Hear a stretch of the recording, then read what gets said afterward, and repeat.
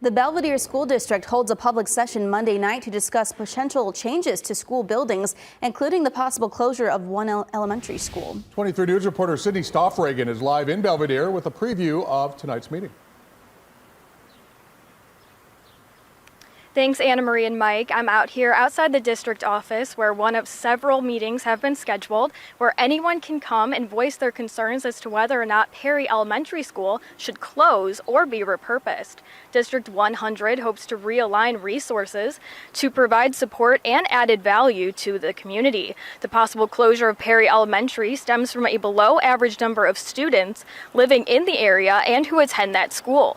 The board says it could cost a total of $11 million to make much needed changes to that facility. I think that what we would need to do is first of all talk to the board, determine what they would like to have as their next steps, but our options are relatively limited. We would probably be looking at selling that property or utilizing perhaps other options to help to engage in a partnership.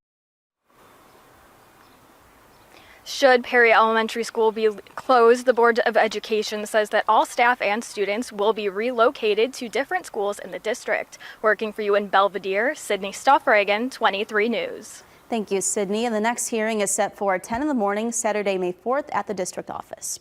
Governor